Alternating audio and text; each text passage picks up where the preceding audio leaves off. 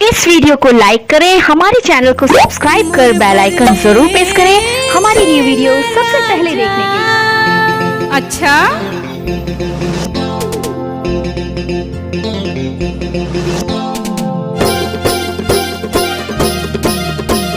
एक बार वो सब नाच के तो देख।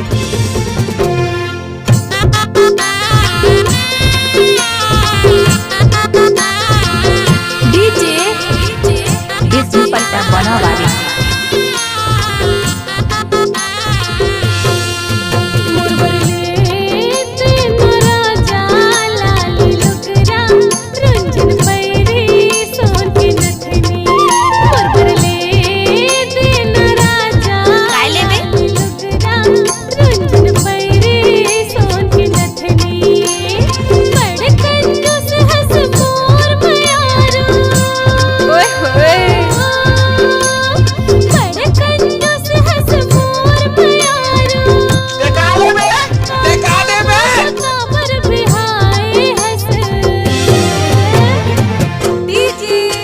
दुपट्टा बना वाली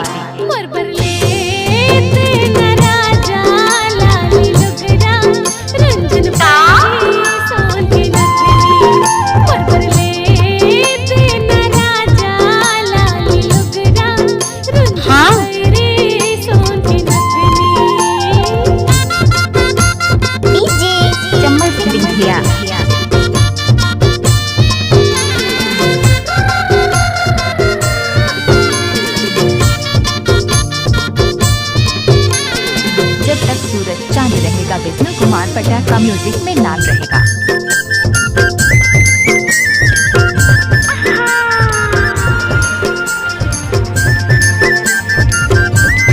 गाना मिक्स करना है तो विष्णु कुमार का बाएं हाथ का खेल है। मेला ले जाना मोला, गुपचुप खवा दे, कोको कोला पिला देना का। अंकल हम गुटिया संगमा अपन झूला झूला के फिल्म दिखा देना का। विष्णु पट्टा बना वाली, विष्णु पट्टा बना वाली चम्मच की बिंदिया पाँव की बिछिया, कमर कर धनिया चूड़ी, बिंदी लेवा देना का। तोर माया के सोलह सिंगार ममूला सजा देना का। बड़ कंजूस मोर प्यारो, जिला डिंडोरी के विष्णु ग्राम बनाऊ पर टोला वाले मिक्स किया हुआ गाना।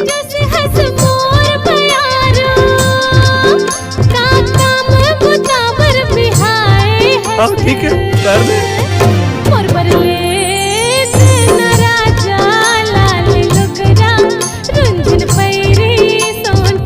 अच्छा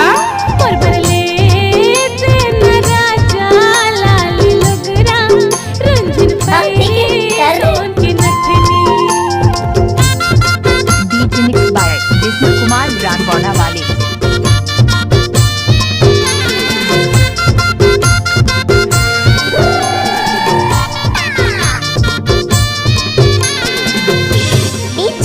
चम्मच की बिंदिया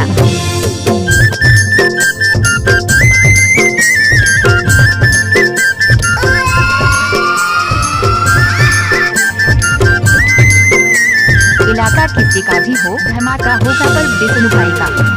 सगा संगवारी अपन ड्राइवर जेब मक्खा रख ठसना, नाच टिकली पर कहीं खोता, फैशन सजा धस कहीं धस। क्या डीजे बजाओ रे डीजे विष्णु कुमार पटेल ग्राम बना वाली। नहीं चाहे बोला महल अटारी, नहीं चाहे मोटर गाड़ी। अच्छा पर में हाँ सज खसवर तो सजा देना संगवारी। बड़ कंजूस हंस मोर प्यारो,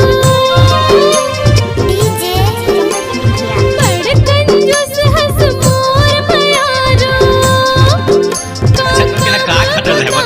पीछे नहीं विष्णु पट्टा बना वाली। तोर बरले देहू रानी लाल लुगरा, गुंजुन पैरी सोन के नथनी। तोर बरले देहू रानी लाल लुगरा, नथनी। डीजे विष्णु कुमार ब्राम कोनाऊ पर टोडा वाले मिक्स